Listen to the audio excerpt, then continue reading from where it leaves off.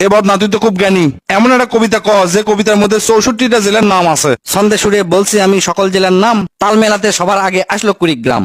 প্রধান জেলা ঢাকা থেকে একটুখানি দূর, এক জেলার নাম নরসিংদী, আরেকটা গাজীপুর। জয়পুরহাট ও লালমনিরহাট দুইটা জেলার নাম, রাজশাহীর নাম উজ্জ্বল করছে মিষ্টি স্বাদের আম। পাহাড় ঘেরা বান্দরবন ও সিলেট খাগড়াছড়ি, ময়মনসিংহের কিশোরগঞ্জে এই লেখকের বাড়ি। নেত্রকোনা সুনামগঞ্জে আছে ধানের মাঠ, সুন্দরবনের কাছে আছে খুলনা বাগের হাট। ভোলা এবং বরিশালে আছে অনেক নদী, পাবনায় আছে পাগলাগারদ, বগুড়ায় আছে দধি। পাশাপাশি দুইটা জেলা টাঙ্গাইল জামালপুর, আরো দুইটা জেলা হলো কুষ্টিয়া যশোর। মনের মতো একটা জেলার নাম তার মাগুরা, দন্তানতে নারায়ণগঞ্জ, নাটোর ও নওগাঁ।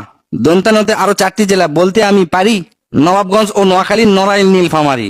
গঞ্জদিয়া মানিকগঞ্জ হয় আরো মুন্সিগঞ্জ, গোপালগঞ্জ হয়, হবিগঞ্জ হয় আরো সিরাজগঞ্জ।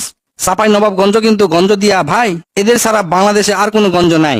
রংপুর আর রাঙ্গামাটির নামটা রঙে রাঙা, নামের জন্য আরো সুন্দর চাঁদপুর চুয়াডাঙ্গা। কক্সবাজার নামের জেলা আছে সাগরও পারে, পঞ্চগড়টা পড়ছে বন্ধু দেশের এক কিনারে। ফেনী জেলার নামটা মাত্র 2টা অক্ষর দিয়া, সবচেয়ে বেশি অক্ষর লাগে লিখতে ব্রাহ্মণবাড়িয়া। 6টা অক্ষর লিখতে লাগে মৌলভীবাজার, এদিক থেকে শরীয়তপুর সমান তাহার। শেষের দিকে এসে দেখি বসছে পুরের মেলা, নামের শেষে পুর লাগানো অনেকগুলো জেলা। পুর দিয়ে ভাই শেরপুর আছে পিরোজপুর, মেহেরপুর ও মাদারীপুর আরো দিনাজপুর। ফরিদপুর ও লক্ষ্মীপুর এই দুইটা জেলার সাথে পুরের পালা শেষ করিয়া গেলাম বরগুনাতে। আসার পথে কুমিল্লা ও ঝালকাঠি সহ ঘুরে এলাম রাজবাড়ী, তার সঙ্গে ঝিনাইদহ। গাইবান্ধার নাম বাদে থাকে আর মাত্র 1 হালি, তাদের মধ্যে একটা জেলার নাম পটুয়াখালী। এখন শুধু বাকি আছে 3টা জেলার নাম, এদের মধ্যে একটা জায়গা হইল চট্টগ্রাম। সাতক্ষীরায় আর ঠাকুরগাঁয়ে হইল এই কবিতার শেষ। এদের নিয়েই গড়া আমার সোনার বাংলাদেশ।